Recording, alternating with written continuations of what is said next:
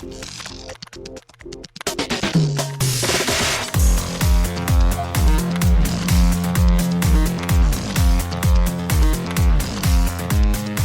and welcome to Too Fast, Too Forever. There's all kinds of family. We chose this one. This is episode 111, Widows from 2018. I'm Joey Lewandowski. I'm Joe too, and this episode's brought to you by Smith Gill Architecture Firm. Adrian Smith and Gordon Gill Architecture is dedicated to the design of high-performance, energy-efficient, and sustainable architecture on an international scale. The firm approaches each project regardless of size or scale with an understanding that architecture has a unique power to influence civic life. Thank you, Smith Gill. Thank you, Smith Gill. After the break, we will be talking about a movie that loves architecture. Yeah, it does. Architecture is a core part of it. But Joe, first, extracurricular activities. What have you been up to since we last spoke about the Fast and the Furious? One thing we did together. I think that's the only thing of note that I have done since last time. So what did we do together? I know, we did something fun. I was thinking that we didn't do anything either, but we did do something a lot of fun. Yeah, we teased it. We talked about it, but it's coming out tomorrow. Yeah, we joined our buddy Nate Milton, whose voice you've heard here before on his podcast, The Rocky Maivia Picture Show, to talk about Fast and Furious 6, right? And it was a lot of fun. And he said he thinks his listeners are going to love the episode. So if our probably 5 hours this week was not enough for you, check out 2 more hours tomorrow on the Rocky Maivia Picture Show, part of the Post-Wrestling podcast feed, wherever you find podcasts. Yeah, Nate's always a good dude. Like, I was just excited. Like when you said you messaged me about it on that show, and like I was just excited to talk to Nate because he always cracks me up and he has an interesting perspective on a lot of things, and he's just a genuinely good dude. So it's always fun talking to him. So if you have an extra minute, go check out Nate's podcast. He loves The Rock, we love The Rock, and I'm sure that you guys do too. Anything else that you have done since Sunday when we last recorded? I'm trying to think if I've done anything. I watched a Hanks movie I did not really care for, Saving Mr. Banks. Mike and I recorded that podcast, but other than that, I don't know that I've done anything of note. Have you? Watching a ton of Lost, which we'll talk about shortly. Finally. Watching some 90 Day, some Smothered, just lots of like nonsense TV and doing dumb shit. That's it. Oh, I bought a blender. Did I tell you that before? Nope. Okay, like I didn't, for some reason in my kitchen, I had like a food processor, I had a Magic Bullet, an inversion blender, but I didn't have like an actual blender. So like last week at some point, Rich and I bought like a real blender, and so we've just been blending a bunch of shit. What does Steve McQueen have to do with magic? I don't know. What does that say? A magic bullet? Oh God, that was horrible. Come on, man, you should have been there. I mean, it's not a good joke, but you should have been there. I should have been there. You even said magic bullet like you say bullet. You're like magic bullet. I know. You said it that way. That's the only reason I thought of it. No, but it's just like it's its own thing. Like, you know, like when you hear like the name of a place and it's and like the place's name is like Green Tree, and like you don't think of a green tree, you think of like Green Tree the place, right? Like you said Magic Bullet, like Magic Bullet's always just a blender. I was like, when did Steve McQueen use a blender in one of these movies? I mean, he cooked breakfast in The Getaway, so maybe he used a blender then. I don't know. Yeah, I don't think he was using much of anything besides like a fork and a non-stick pan. Yeah. Boy, oh boy. Yeah. We also sent out an email about this. We officially confirmed the Watch Party movie date is one of 2 dates. So I know this is kind of obnoxious, but Joe might have to lace up the skates to join the Penguins on the ice. It's playoff time. It's hockey playoffs. Like, we haven't had hockey since fucking March, and like we're jumping right back into the playoffs. So like you know that there's nothing more that I want to watch than that. So sorry. Mm-hmm. Yeah. So save Saturday, August 8th, which I'm guessing will probably be the more likely one, unless because that's Game 5. It's Game 5. And we talked about this too. You didn't put it in the email, but like they're also playing in like cities in a row, so there's a good chance that the game's on like early on a Saturday. It could be like a 3 o'clock game. It's very likely it's going to be on that Saturday. If for any reason it's like an 8 o'clock game on Saturday for God knows what reason, and they have to play it because it's also a Game 5 in the best of 5 series. Yeah, I don't need to give all the details about all the things. Yes, in the email. But it's likely it's going to be Saturday. Long. Either Saturday, August 8th, or Sunday, August 9th, which is just in over 2 weeks. So keep it free, and I guess root for either the Penguins to sweep or win in 4, or get swept or lose in 4. No. Only root for the Penguins to win in 4. I'll give them 4. Just win in 4. Joe, we have a Patreon page here in the show, toofast2forever.com. Shout out to Cassie Wilson, Jake Freer, Ben Milliman, Nick Burris, Alex Ellenden, Justin Kleinman, Brian Rodriguez of High School Slumber Party, Haley Gervies, Wes Hampton, Christian Larson, and Jerry Robinson. Thank you all so very much for supporting us over there. And you all now know definitively the laps 8, 9, and 10. We got a couple emails from people. I have not shared with you the movie picks. I'm going to sort of dance around the emails that we got if there's added flavor in these emails. Okay. I will say on air that Alex Ellenin is an asshole and wants us to be miserable, basically, to a certain extent, I think. Okay. But he's kind of intentionally trolling us, and he knows what he's doing. He knows exactly what he's doing. Exactly. But if you are a patron at the $10 a month level or above, and you want us to, you can give us one pick per lap now, or if you're not a patron, and you want to support us and help keep the lights on, as so to speak, toofast2forever.com, and you can pick one lap or one movie per lap. And if you sign up early enough in this lap, you can also get to pick this lap too. That's so you get true, a bonus one this time. 1 for 8, 1 for 9, 1 for 10. Yep, do it. Like I said, though, the aforementioned family@cageclub.me email address, Joe, we have once again a bunch of emails, 7 different emails. Wow. A couple of them about the picks. Okay, cool. Alex sends in subject line laps 8, 9, and 10 picks. Actually, I can't really do this because we haven't announced what the themes are publicly yet, so I don't want to go too close, but... Give us the, 9/11 report version of it. Just like the and... For lap 8, he was considering a few different things, like either a couple episodes of a TV show, which I love, or a movie, which is a twofer. It hits 2 things in this thing. Okay. But he went with a movie that he wound up saying is underrated and would scratch your type of itch. Ooh, okay. Now you're talking my language. I like it. Lap 9, he gave me a movie title, and there's 2 movies with this title. There's one that's a good movie, and there's one that's a bad movie. And I emailed them back. I'm like, hey, so you mean the good one, right? He's like, no, I mean the bad. I was like, God damn it, because he says it sent the economy into a recession, sort of. So I don't know the full story on that. We will, at some point, get into that. Lap 10, he says there's a few good ones. He's going to wait, maybe make us do a very, very bad movie. I have not seen, but I can't imagine would be very enjoyable. He says, we'll see.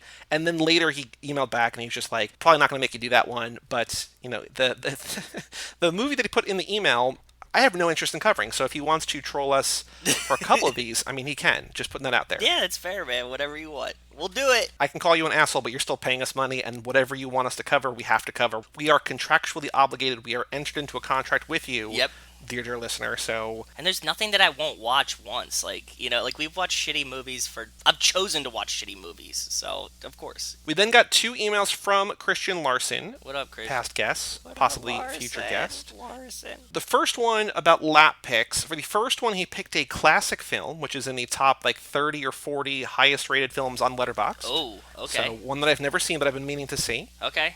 For lap 9, he picked a foreign film, which sounds right up our alley, which I had not heard of, but I am very much looking forward to. And then for lap 10, he picked a movie from 1980, which fits one of our themes, which is a movie that I've actually heard about recently for a specific reason, which I will not go further into. I'm basically, not telling you. I can show you the spreadsheet later. Yeah. I'm not telling you the same way I'm not telling the listener. No, it's fine. I get it. Yeah, and this third one is, I'm looking forward to seeing all 3 of these. If you tell me the movies, I'm going to forget them until the week that we're recording them anyways.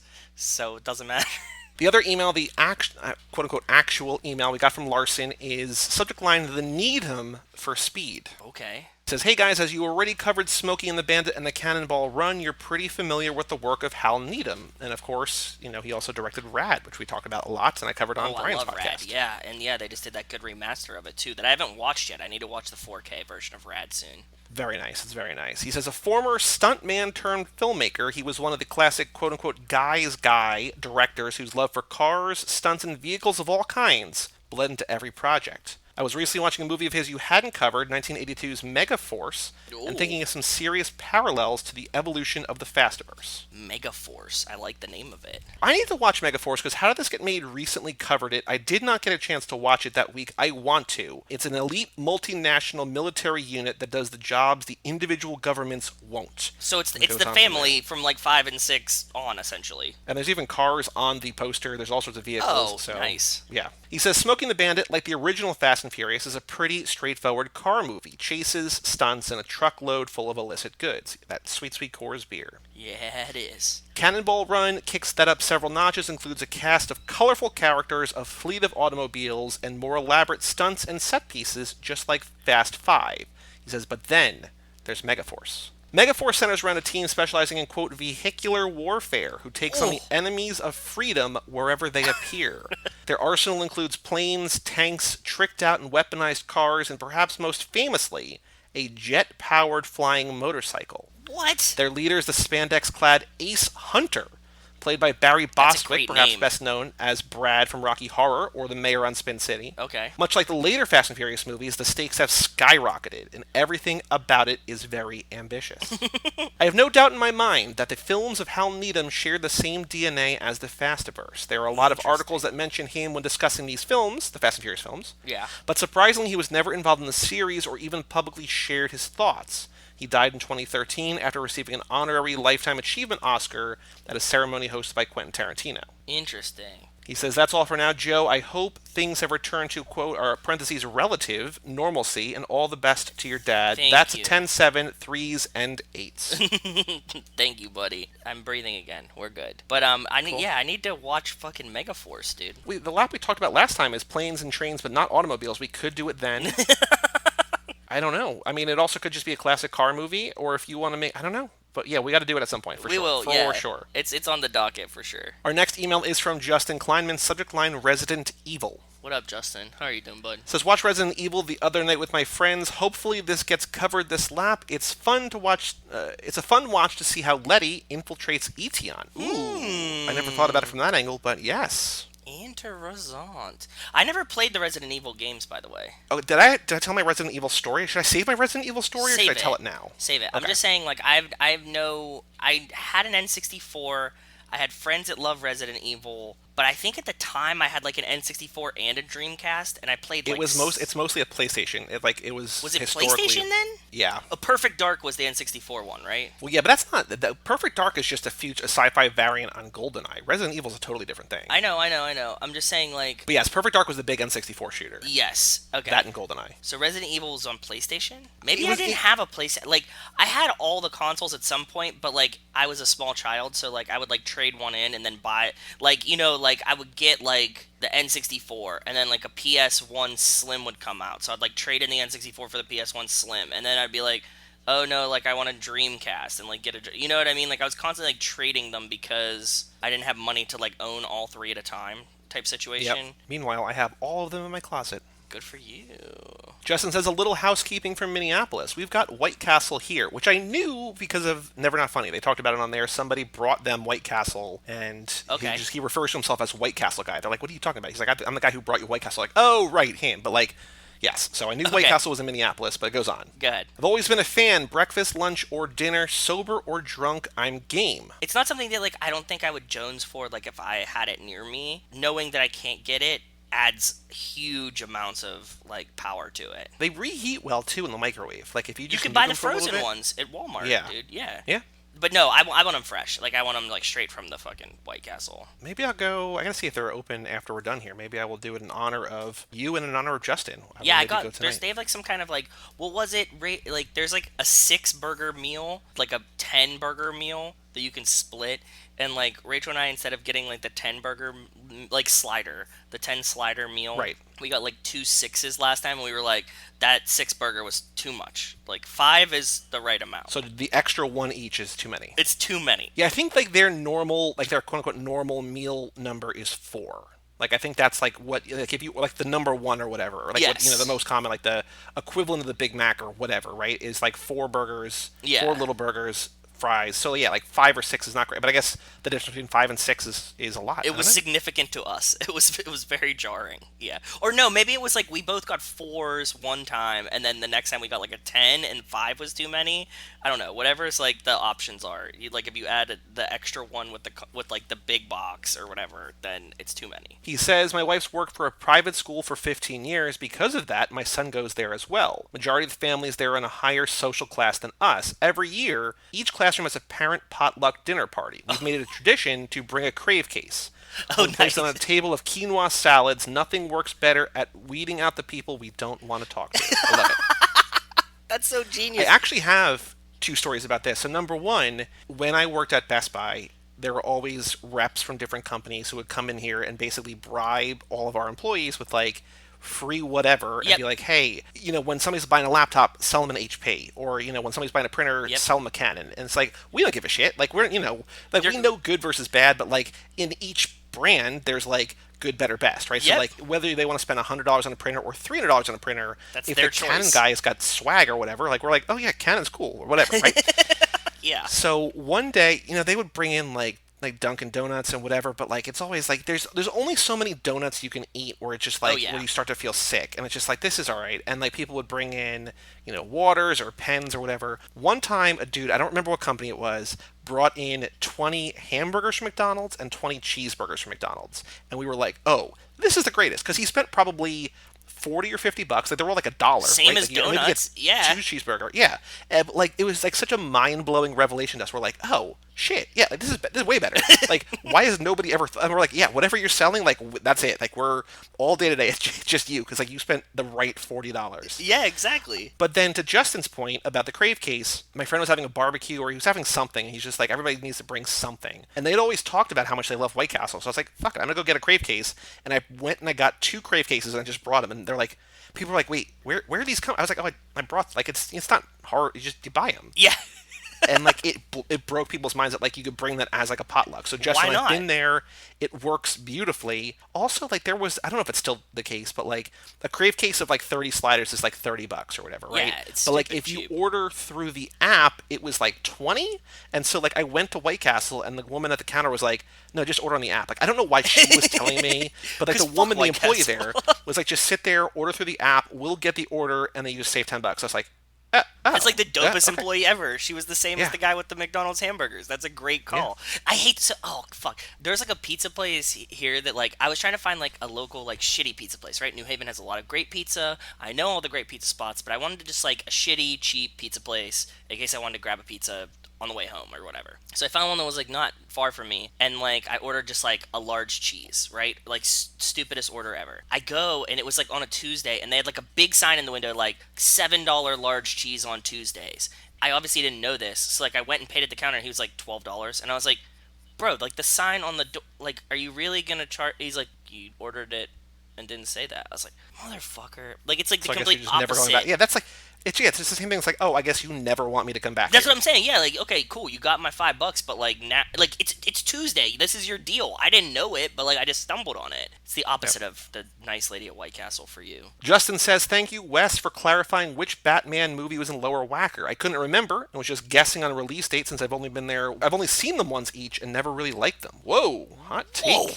Whoa. He's definitely more of a Seth Rogen than a Zac Efron, I can tell you that much. He says, lastly, Patreon tax. I think you got it right because my bill said I was charged 1 cent. Hell yeah. Nice. Okay, not bad. I think you nailed it. Good job. I literally can't do better than that. Yeah. Like, that's just what it has to be. So, cool. Glad. Nice. Glad that we finally got confirmation on that. Thank you. Thank you, Justin. Jerry sent a video that was, hey guys, found a funny video that explains how they make Fast and Furious movies. I didn't see this email before, so I didn't watch the movie, but I'll send you this video on Facebook, and we can talk about it next time. Okay, so sorry, cool. Jerry, you have to wait another thing, but didn't see that until now, so we'll save that for next time. Gotcha. Hector sends in a request. He says, I have a request. I want you all to replace my next car pick with the recent Bachelorette car pick. I just want to hear Nico and Kevo's reaction to it. I beg of you, please, please, please, you old bitch. You old bitch. So, Hector, if you could do me a favor, if you could send in an email just like which car, because I think if the Bachelorette, you might have sent in 3 in that one. So there's a particular one you want us to do, because also, as you know, you've sent in a bunch of car pictures. I want to make sure I do the right one. So if you want to prioritize which one, just shoot another email and let me know. Cool. And then our last email, also from Jerry Robinson, subject line, Spider-Man. Spider-Man? I completely loved Into the Spider-Verse. Same. I agree that one of my favorites of all time, especially exploring multiple Spider-Man. My personal favorite is Miles Morales, and I got his comic book spider as a tattoo on my arm with webbing around it, and hopefully going to get a half sleeve of webbing. That's very cool. That's really cool. You know, we're tattoo fans here. Well, I mean, Joey is, but not in practice, so yes. I love girls with tattoos. That's basically as far as it goes. I I love the idea of tattoos. I just don't. It's the first one. I don't know. What the first one. Like once I have one, it's like then whatever. Yeah. But like it's that first one. Like what do I want to put on my body forever? And then it's like, oh yeah, and you know. It's nothing. Let me do it. I'll draw an infinity symbol on your thigh. I told you, forever ago, I was just like, we should get Too Fast. You're like, no, fuck, I'm not getting it Too Fast, like infinity symbol like that. No. And I was like, okay. What? No, I don't think my reaction would have been that. Yeah, no, you did. Gemini I said nature, we should get these, game. and you said no. You said a hard, firm no. Really? Mm-hmm. Okay, I don't remember it at all. Because I'm put down. It out there. I mean, it Gemini nature, I realize that, but like... It sounds like a great idea right now. Well, yeah, but yeah. Like the whole sticker, but like on my thigh. Like on your thigh is like whatever, like who's gonna see it? You know what I mean? Like doesn't need to be like, it's not gonna be like on the back of my hand. I'll get it on my lip, on my inside of my lip, because that looks, just an infinity symbol, or like the car and everything, because you know that's like a place that'll just go to shit, right? Yeah. One of my best friends is a big DC fan. He says he doesn't like Marvel and said the Justice League movie was better than Infinity War and Endgame, and he's very serious and adamant. Well, your friend sounds like an asshole. Just kidding, but he sounds like he's wrong. It's just a hot take. He's flexing for the gram or something over there. I mean, that's the same thing as my dad. He's just like, he loves DC. He doesn't really like Marvel. He'll like begrudgingly say like, it's pretty good. Like, but he won't like go harder than that. But like everything in DC, he's just like, yeah, I'm all about. I'm like, you know that these are objectively, it's not good. Yeah. Not all of them. I mean, some of them are really good. I was actually talking to friends last night because the movie that we're covering next episode, which we will announce at the end of this episode, we were talking about that director and like, we're doing Memento on Tuesday, and we were talking about when Memento came out and like when they were casting, when Christopher Nolan got Batman Begins, like the short list for Batman was down to like apparently Christian Bale and Guy Pearce, the lead of Memento, right? And like we were talking about DC just in general, like whether, because we're also like, we're talking about in the same group, like the thread that we're watching the X-Files, we're like, well, like Duchovny could have played Batman, which would have been cool. Oh, that would have been cool. Gillian Anderson could have played Poison Ivy, which would have been cool. From Memento, like Trinity Carrie Moss could have played Catwoman, maybe. Who knows? But then we were talking about the new DC movies, and I was like, there's a handful in there that I love. Like, I think Aquaman's super weird and super cool. Birds of Prey is super fun. Birds of Prey was great. I love Wonder Woman. Like, there's a couple in there that are objectively bad, I think, but like the recent ones, Shazam was fun. Like the latter four or whatever they've done have been better. I need to watch Shazam. I meant to watch it, but I don't remember if I did or not. It feels like I can't tell you because it feels like it's fun but kind of dumb, airy in a way, right? Like you just I get it, Jerry. I've been there. I have the DC family friends. Support whatever around me too, so I get it. He says, I watched the Tower Records doc, a thing that I mentioned, because I love all things music. I went into Tower a few times before, but I was going more into Amoeba. Okay. Right. I'm glad Dom and Brian got into the Hall of Fame because it wouldn't be a billion-dollar franchise without them. That's a fair point. Yeah, very true. The doctor scene where Mia patched up Dom was in Fast 4 when he got shot and didn't even flinch.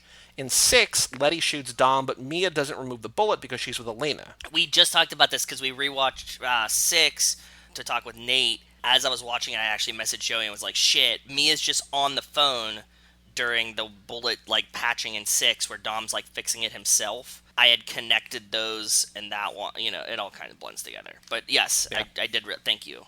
He says, your host last episode, Nico and Kevo, he says, I love them, and that's really breaking it down with the powers. Yeah, maybe, man. I'm so excited to see where they go with this. It's going to be a lot of fun. And also, if you want more of them, they just hit their 100th episode of Husbands Talking More or Less. They've covered every MCU movie. Oh, cool. They've covered every Alien movie. They've covered every, like, the Dark Phoenix thing. We did a rap battle thing. The gift wrapping Christmas challenge from Freeform, which was miserable for me.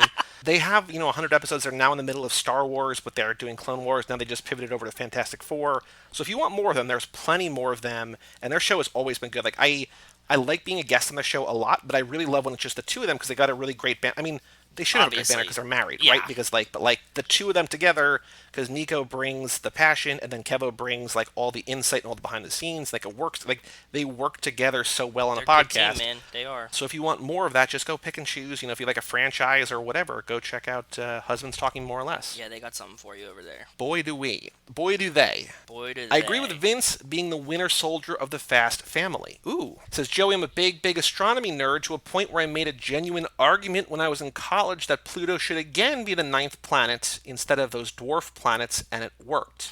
Says I have a podcast for you called Your Universe. Ooh. Says I can talk about outer space to save my life if I had to distract the cops for a heist. For now, that's all I got. See you guys. That's gonna be Jerry's his karaoke song. He's gonna be like, let me tell you about why Pluto should be the 9th planet again. All right, let me pull out. I see him like grabbing a chair, spinning it around backwards, sitting down, facing the Like, all right, kids, let's talk about this. His remote control projector comes down just like on the wall behind the party.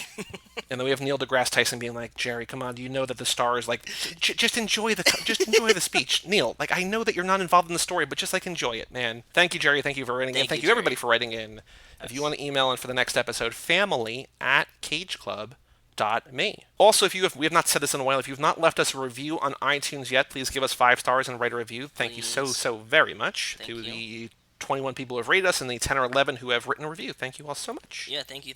Joe, on the streets, is there any Fast and Furious news? I don't know that there is. Vin Diesel had a birthday. We talked about that last time, I think. But there's nothing else of note, right? There was like a regurgitation of the same story that we shared about the fall guy, the scapegoat that they had in the Tokyo Drift thing. Like another article picked it up and like had other information about it. I haven't seen anything. Like I still get the Google, like I get Google alerts every day, but there's just no news, right? Yeah, like, it's just not anything. It's all the same. Cool. Well, Joe, before we get to the minute, we've got a new feature. We've got the Ana Lucia Cortez, Leticia Ortiz Lost for a Minute.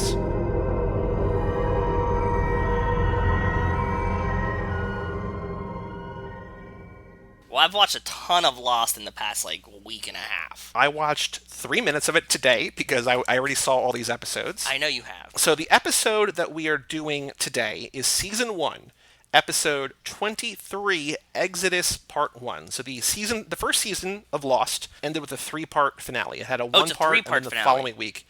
Yeah, so there's Part 2 and Part 3 that they aired the same night as a 2-hour block. So this is like basically the Part 1 of 2, but the 2 is actually 2, if that makes sense. But there's Exodus Part 2 and Part 3. So like you have another hour and a half of Season 1 to go. Okay, that's what I'm asking. I have one more episode quotes. But it's double length basically. That's and fair. Then just for future reference, she's not in Season 2 Episode 1, but she's in Season 2 Episode 2, which we'll talk about that later. But yes, we finally get Season 1 Episode 23 hours into the first season. We finally get Michelle Rodriguez, Ana Lucia. We do not know her last name is Cortez. Spoiler, it's Cortez. Oh. But what do you think? Because, I mean, obviously I knew how she got you still don't really know how she factors in on the island, because we've only seen her in a flashback. I thought that she was going to be, like, one of the secret cave people in, like, the bunker or something. Okay? Because, like, I know she's in it, and I know that they're, like, trying to get into the hatch, and, like... Yeah. They're trying to get dynamite and, like, all this shit going on. So you thought she was already on the island? Did you just give me a spoiler that she's not already on the island? Well, we know that she's on the plane. Oh, okay. Okay, that's the distinction. Like, she's not, like, going to arrive later. Well, because you're saying, like, she was in the hatch or whatever, right? Like, yes, I thought she was, like, an island person. Like, she had existed there previously to the plane crash. Yes. So literally all we know is that in this episode, we see her come up, she talks to Jack, the main character. You kind of need to watch Lost. I don't know. I don't know who this is for. I mean, obviously Wes loves Lost. I would imagine a lot of people who have seen Lost, or at least part of Lost, have probably seen seasons 1 and 2, I would guess. Yeah. But again, they're all on Netflix, or they're all on Hulu for you to watch if you want to watch them. That's where I'm watching it, yeah. Again, even when she gets added to the show, she's not the star of the show. It's a very ensemble show, so it's easy to catch up. Wes was saying he wants to catch up. We're only going to do 3 episodes every 2 weeks, so if you want to watch along, you can do it. It's not crazy. I mean, you blew through a bunch, right? So it's not... Yeah, it's an easy watch. It's easy to binge. I really I was going to talk about like the background things.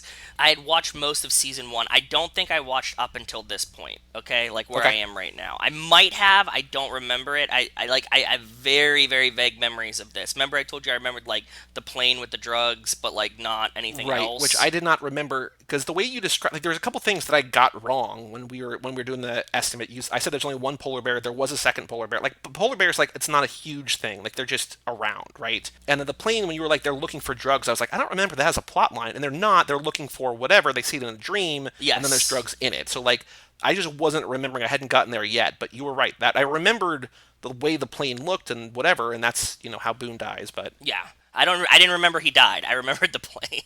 I talked to Rachel. I was like, Rachel was like, she's like, yeah, and Boone's dead. And I was like for real dead, or just like Fast and Furious dead? Like, is he gonna come back or what? And she's like, he's dead. And I was like, oh fuck, okay, cool. Yeah, he's gone. He gone. He's definitely gone, because he's like our Paul Walker, right? In what way? Just the pretty blue eyes? Pretty blue eyes, kind of useless, but still helpful in some ways. You know what I mean? Like, he's doing a lot of like early Brianing here. So does that make like Locke Tanner? No, then Locke is Dom. Because I feel like it's less like romantic and more like teacher-student kind of. Yeah, but there's a level of intimacy to that. Okay, but I mean, there's also, to a certain extent, there's an intimacy between Tanner and Brian. I mean, Tanner drops Brian off after he silently we know now. quit.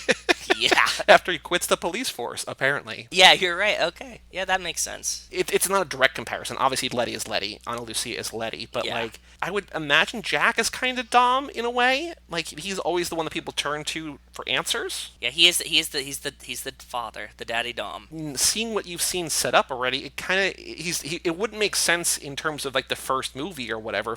But it's almost like Locke is Shaw, or The Rock, or Hobbs. You know, like a fellow, like on the team kind of, but also a rival sort of. Jack, Locke, Dom, Shaw, Dom, Hobbs, right? Yeah, I get that. Makes sense too. I have not thought any of this out, so I was not ready to have these comparisons.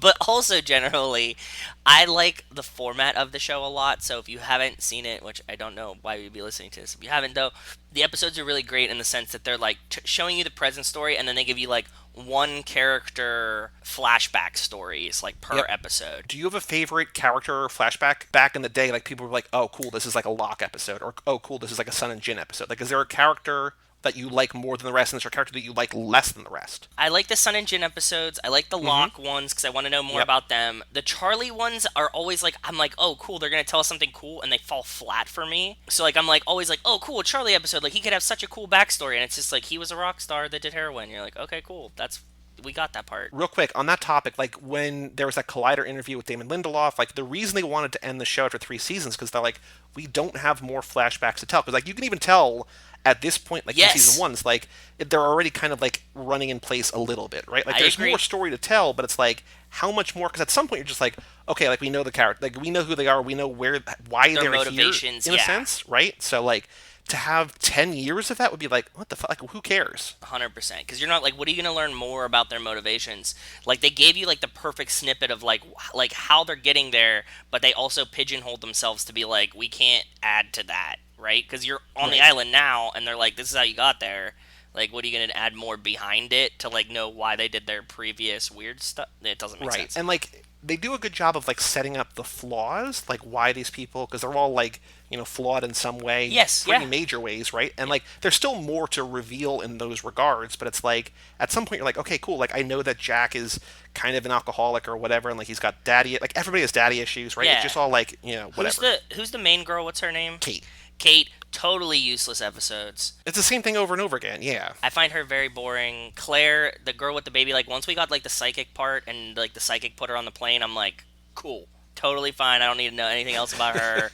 Hurley's great. I would like to learn more about him, but it's like it's already kind of told you everything you need to know in like the one episode I got of him. So I was like, oh, that's cool. As someone who like I vaguely saw the first season, you guys heard like what I was talking about, but it's cool to watch it now and like know some parts of the first season because like you see all these people interplay with each other, right? It really does. Like this really broke the mold in a way for television to be like. I wrote a series of papers in college for one class on Lost, like I did this like presentation or whatever, and like it really broke the mold. Like it was like the first like postmodern show where like it took what people kind of knew about TV and turned it on its head. And like again, what we talk about with the Fast and Furious, the representation, like not only is it like an ensemble thing, but like whether you are white or black or Asian or whatever, whether you're like a skinny dude, a fat dude, a man, a woman, Aussie, like whatever English. You see in yourself, you see that pretty much in a character. And like they're not all given equal screen time, but like the cast is incredibly diverse. I mean, the leads are pretty much all just like straight white people, right? Like it's all Jack and Kate and Locke and whatever, but there is a lot more representation, especially back in 2004, 2005 when we're watching right now. Like it's a very progressive show. In like the Sun and Jin episode, like if you watch like Hurley's like on the TV, right? Yeah. Like these kind of things, like the things that we had never really thought about of like rewatching a show with it knowing that you might rewatch this, right? Like that's what I'm saying. Yeah, and like they'll show like they'll be in the police station in Sydney, and they'll have like Sawyer like in handcuffs behind or whatever, and like they do that more and more overtly as time goes on. But yeah, like it's still cool to see. It is. I thought it was really nice, and I was like, oh, this is well written. Like they had a nice storyboard going for this in the first season at least. The real Sawyer, like the Sawyer that he goes that has like the shrimp truck. He can pay for his own shrimp. He can pay for his own shrimp, right? That's one thing. I don't know if you know this, but he's in one of my favorite films of all time, Casualties of Love, a Long Island Lolita story. He is also Mm-hmm. in that movie. And I discovered that, and I Very was cool. very, very happy. Yeah. Oof. Okay, then some of the Fastnections right before we get to like I had like one big Fastnection when I was watching today when Sawyer was reading Car and Driver to like calm the child, and he's just like Oh yeah, yeah, yeah. describing the engine, and I was like, oh, that's hilarious for us, right? Like that's Yep. perfect. Do you have a favorite character so far? Like flashbacks, like independent of the flashbacks, just like who you like following as a follow up, and maybe it's the same answer or not, but like every time I watch the show, I sort of side with a different character, and I'll go through that next. But do you have a favorite character Characters so I find far? interesting, Michael. Architect, shout out Smith and Gill. Shout out Smith and Gill, yes. I think is interesting, and like Rachel said, she's like he's such an asshole or something when we were watching it, and I was like, no, I think that his just like he's trying to work out a new relationship with a son that he didn't know. Yeah, he's in like week one of being a dad, and they're on an That's island, what I'm right? saying. So Yeah, so he's and he wasn't, and you see that he wasn't like a bad father. Like he just no, he wanted to be there. He he got yeah. kicked out. So it's like a right? very So, interesting emotional dynamic, and somehow I can kind of like sympathize with him, right? Like I'm like he's trying to be there, but he's also trying to watch out for his son, and they're fucking in a plane crash. So like I get that he's being like kind of like he has like really strict boundaries on him, and he should let him go play with Locke and throw knives. But at the same time, it's like you don't know this guy, and he has knives. So like you're a new dad, and you kind of want to bond, and it's a weird thing. I like him, and I like Locke too. I find Locke interesting, but like his like weird like lying about. I'm like, why are you lying about dumb shit? Just like stop doing that, and you could be like second in command if you just stop doing that. Jack is like too much for me. Kate is totally useless. Charlie, I don't mind. He's like nice to break up stuff, and Sun and Jin are cool. But other than that, and then like then you'll get like all these random people, and I'm like, where the fuck did you come from? Like I know that there's people there, but they'll just like pass like 16 people like on their way to get water, and you're like, what the fuck? Like, so there's an episode in season 3 called Expose, okay, and it was explicitly about that, where apparently they had been hearing a lot from fans, like, why do we only follow the same 16 or 20 people? Like, yeah, there's 45 survivors, like, yeah, we don't know 30 of them, right? yep. So they wrote an episode about Nikki and Paolo, who are this couple that was on the plane. They opened it's the greatest. I love this episode, and so many people hate it. Like, they basically made this episode because they were hearing this. People were like, what the fuck is this? They're like, this is what you wanted. They're like, well, not like this. But it opens like with like a TV show called Expose, where Nikki is like this character. She's like a spy, like a sexy spy or whatever. Her tagline is razzle dazzle, and she like Ooh. it's just like this over the top corny thing, and that's like the cold open. And then like the show, what I remember is like them over time, where you see Nikki and Paolo through the history of the show. It's just like, and people are like, who I don't care about this. Like this feels like a wasted hour. It's like you were just saying. Everybody was just saying that we Wait, don't wait. have So they enough just of the other gave you like people. they gave you like a flashback to the present of like season one. Yeah. Oh god, that's so stupid though.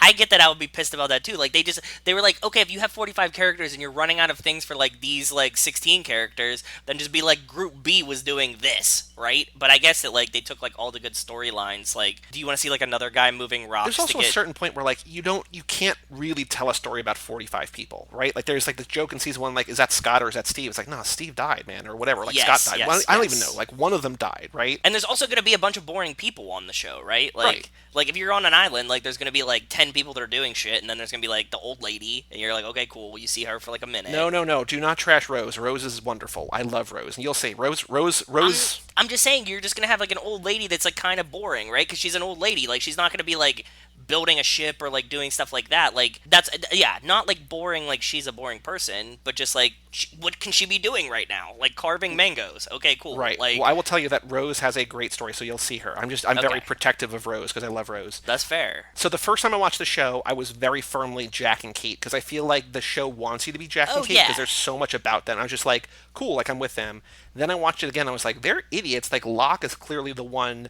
And then I watched it a Yep. third time, and I was like, oh no, they're both assholes. Like Sawyer's like, I don't give a fuck attitude. Like that's where it's at. And He's then like the this real time, cowboy. Like but he's like right? he's not like faking it, right? Like he's just like Well, I'm an he is asshole. though. He's a little bit like there's He's he softer than only he plays. That's right. not faking it in the sense that he doesn't care. Like he's really like blunt about his perspective. Like from the beginning, he's like, "Look, I hoarded everything. You have to come make deals with me. This is how it's gonna work." And he is Right. soft, and he does go like Like kind there's of the one scene where he and Kate are playing, I Never, which is not called Yes. like I've always heard it as Never Have I Ever. Ever. Yep, same. Right, but I Never, I guess simpler for TV. And like that's a great scene where they're finally able to let their guards down. Yep, that was but a good like one. the rest of it, he's just like an asshole just because he's got this brusque demeanor. But like that's the character and whatever. But this time I'm like, oh no, I'm back with Locke. Like Locke's my guy. Yes. I love Charlie.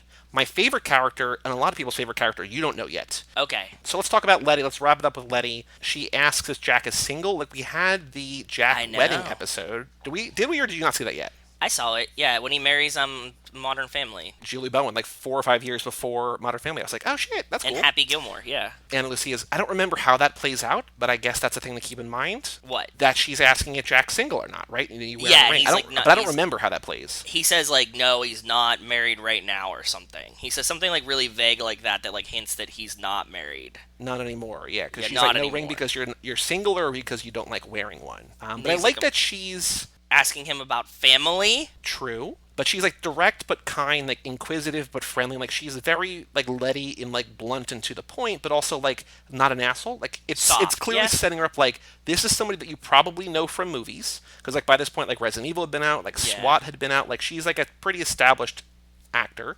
She shows up, you know that she's on the plane, you know just from us doing this that she's going to be in season 2 somehow, so she survives the crash somehow, right? Yeah. But like, it's an interesting tactic to be like, hey, stay tuned. And because she's not in the next 2 episodes, right? So it's just like, we don't see more of her for a little bit. So I think it's an interesting kind of tease for season 2 to have like this fairly sort of kind of, especially for us, you know, recognizable. She's at least recognizable, like more so than like, oh, she was on an episode of SVU once. You know what I mean? Like, also, I mean, I missed the obvious. The first Fast and Furious was out too, right? So like, people know her. She's not like Brad Pitt, right? It's not like her entry. It's not like a movie star, but she's like a leading lady in movies, and so it's a cool tease that like, hey, really more's coming because like we wouldn't just have her for this one scene, right? So she's drinking tequila and tonic. Very before noon, choice. yes. Before noon. That's when I was like, this is my girl. You know, I like traveling. One thing that Rachel and I have is like when we're traveling, there is no drinking rules.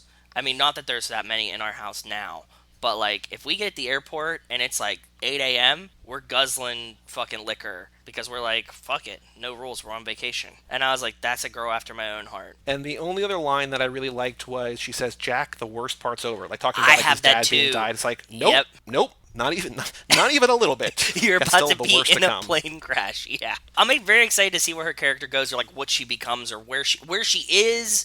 Rachel mentioned something that might have been a little bit of a spoiler. She said like something about the tail of the plane, like when Rose's husband wasn't there. She's like, oh, but like the tail of the plane like was other. I was like, oh, okay, maybe they're in the tail of the plane. Rachel just dropping spoilers. Whew.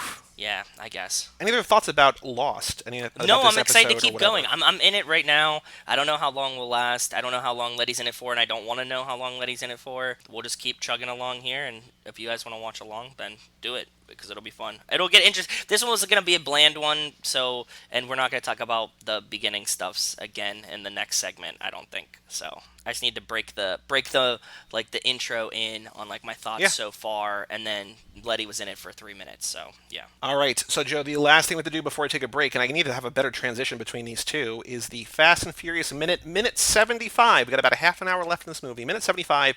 I don't love this title. I don't know if we have a better title, but I just have it called, and you know what? It was you. That's pretty good. Where's he going? Went to the car wash. Whatever, go fetch my car. Go fetch your car? We're not on your block anymore. You better watch who you talk to like that. Toronto! Toronto! SWAT came into my house, disrespected my whole family because somebody knocked me out. And you know what? It was you!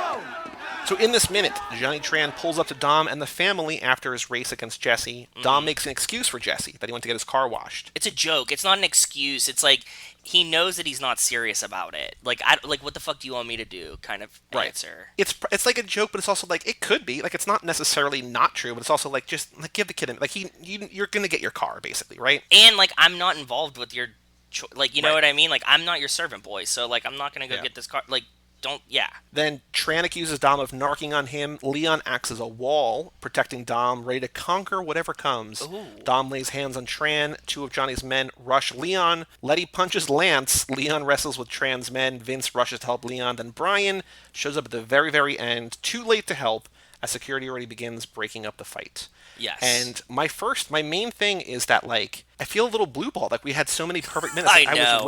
I was waiting for the I never narked on no one. I but, said like, that we to don't Rachel. Get that. I said that to Rachel when I was, like, watching it. I was like, oh, I think I'm on the never narked on nobody minute, but we're not. And this one's, like, a lot of face magic, right? Like, this is, like, I was really surprised at how little we actually see of everything else besides Dom's face and Johnny Tran's face in this minute. I thought we would get to I never narked on nobody, especially after we just watched the fucking deleted scene and extended edition. So, and the only other thing, because I know you found something very cool, which I have not read yet, but I counted in Dom punches Tran 6 times. He does a left cross and then like 4 right hooks. Then he takes a pause and gets one more in. Letty throws one right, like Letty like sucker punches Lance so hard. It's so funny.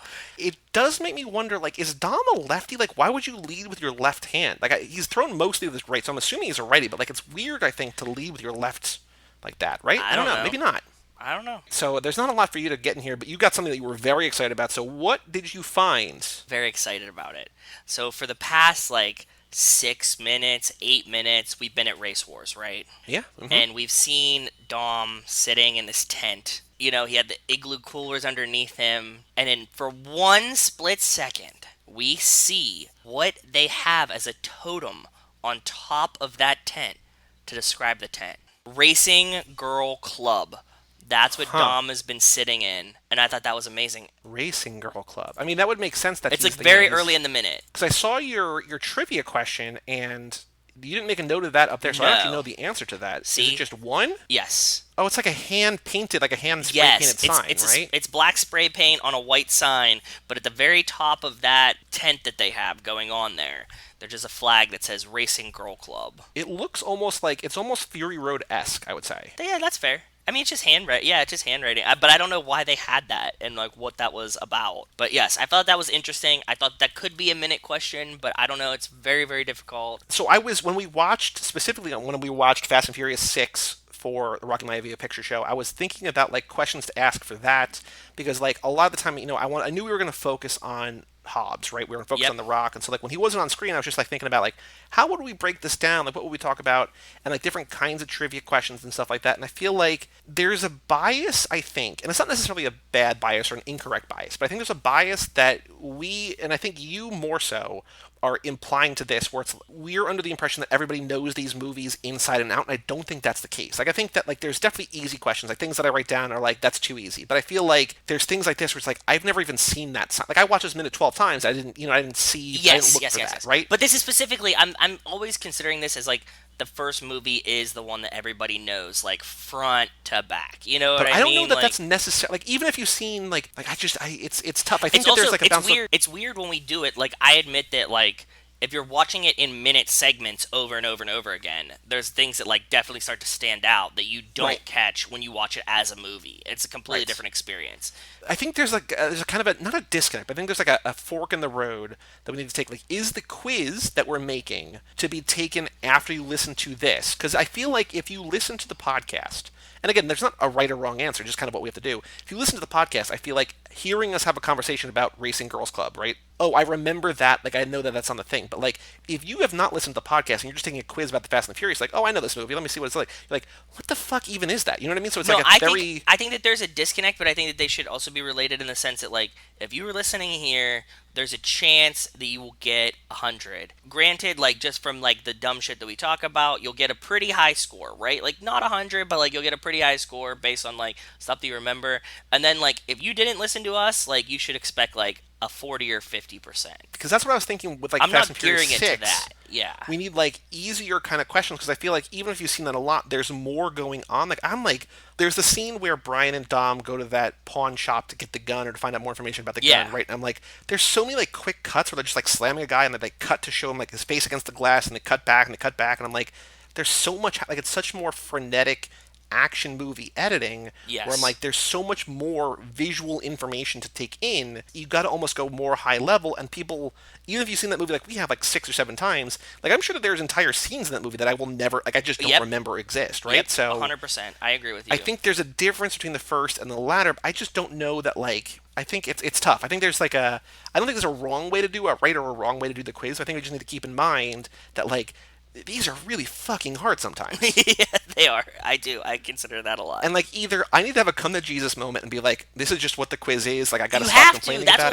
what it. we're too far to be like, what are you gonna do? Like tone it down? Like, I vetoed like real like obscure like how many horizontal Stripes. blue lines are on the pillow. It's like no, like we can't do that. Like that's crazy. That's like, fair. Yeah. Like the flag here is like on that cusp where it's like no, I it's agree. very That's why I said. clearly- That's why I didn't even put it in the bottom. I just wanted to tell you about it. But like, I was like, I wish I could pick that. Like if you would have like seen it like clearly over his shoulder, like bigger. Yeah, or like if it's like if it's not blowing in the wind, right? Yep. Like it's behind them. I think it'd be kind of cool. But it's kind of like almost But I like agree an with insert you. shot. But yeah. Yes, because it blows, and like you need to get it unfurled in like that 1 second that like and pause it to read. Like what I it wonder says. how long they filmed that for to have that insert shot. You know what I mean? But like, I have no okay, idea. the wind is just not cooperating. Like, we have like 12 minutes of this. I And don't we think can't they read it. cared. I don't think they cared, and it was just like totally just in the background. It didn't matter. So the questions that I wrote down, we have the easier one is where did Dom say Jesse went? I have how many times does Dom punch Johnny Tran? Who does Letty punch? And then you have how many snowflakes are on Johnny Tran's hood. So Yes. which of those do you want to go with? Because I don't know if this is a minute where like we need more than one, and I don't know that I love Nope. these questions to have more than one, but is there one that you like more than the rest? The one that I enjoy the most, but it's going to be hard to find other answers for, is who does Letty punch? We could say like Lance, we could say A security guard. a security guard, we could say Johnny Tran as the kind of the in the like Yeah. what we were talking about with Emma's email, right? Where you have like one kind of very wrong. We could say Brian. That, and then she's being held back. She doesn't punch anyone. Okay, so we could say You like that? Who does I she think punch? that's So my she- favorite question of Brian, yours. Lance, security guard, or no one. I was saying like she's being held back. I feel like because I agree that that's a better answer, but I think in the parallel structure of the answers themselves, like I feel like that's it's so worded differently. No, I think it makes it be like, is she being held back? Like that seems like way specific. You know what I mean? So we could say no one, she's held back, she's restrained. Like the Johnny Tran's one snowflake on his hood because he has some on the side. I can see you seeing like, oh, but like there's some on the side, whatever. But I was like, that's my only contribution. Racing Girls Club, I didn't even consider, but I thought it was a really cool flag. Look out for it next time you guys watch that movie. Who does Letty punch during the race wars fight? Lance. And he just gets cold clocked. Like it is, whoo boy. Like Yeah. he didn't stand a chance. Poor Lance. Your favorite character. Like again, when I saw him get punched, I was like, oh my god, like that's so awesome. I don't know if I've ever seen that. I'm sure I've seen it. I don't know if I've ever registered that punch. Yeah. I mean, I've seen it.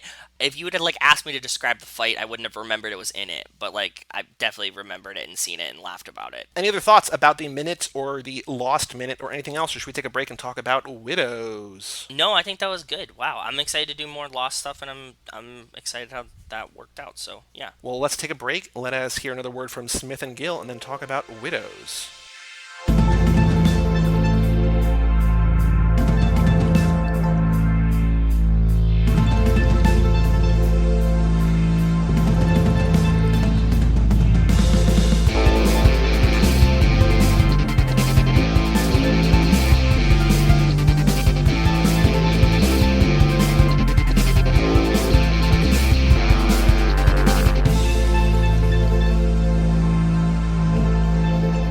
Welcome back to Too Fast, Too Forever. This is episode number 111. 111, Too Fast. Widows, brought to you by Smith Gill Architecture. Their office is dedicated to the creation of new paradigms for sustainable development. They use a holistic, integrated design approach that emphasizes the symbiotic relationship with the natural environment. Shout out to Smith Gill Architecture. Well, shout out to Smith Gill Architecture. Joey, you're back in Chicago. I feel like, aside from California, we've spent more time in Chicago in these movies than anywhere at least else. Recently, right? Like, we've been in Chicago a lot. Yeah, I agree. In that regard, and this is not a knock on the movie, it's more a knock on my experience, but I feel like if you lived in Chicago, I think that you would get a lot more from, like, because it feels like the city is kind of alive in this, but I don't know enough about Chicago to feel Fair. like, you know what I mean? Like, it feels I like agree. Chicago's very important in this movie, but they don't, like, make a big deal about over-explaining it. I kind of wish I knew more about, like, the geography or the socioeconomic or whatever to, like, be like, oh, okay, cool. Because it kind of feels like it could be anywhere. Because they're constantly talking about, like, 18th Ward or whatever, but that doesn't mean anything to me. Like, we see it, but, like, what is it actually like? So Widows came out 2 years ago, 2018. Other than Alita Battle Angel, which she's barely in, I think. She's just, like, uncredited. This is Michelle Rodriguez's most recent movie, so I figured it would be a great way to kick off Lap 7, the Michelle Rodriguez, Leticia Ortiz lap. It's also a heist, which is very appropriate for our theme. So if you've not seen Widows, basically the movie opens with a heist gone wrong. 4 dudes, led by Liam Neeson, die in the first, 2 minutes of the movie, leaving 4 widows. The widows are Viola Davis, Michelle Rodriguez, Carrie Coon, and Elizabeth Debicki. While this is all happening, they were stealing money from this guy running for alderman, which is a city council position, and he was running against Colin Farrell, who is the son of Robert Duvall, racist as fuck, Robert Duvall in this movie, who is the current alderman, who's basically going to pass his lineage on to Colin Farrell. They're stealing money from the guy he's running against, who is played by Paper Boi, Brian Tyree Henry, Paper Boi from Atlanta.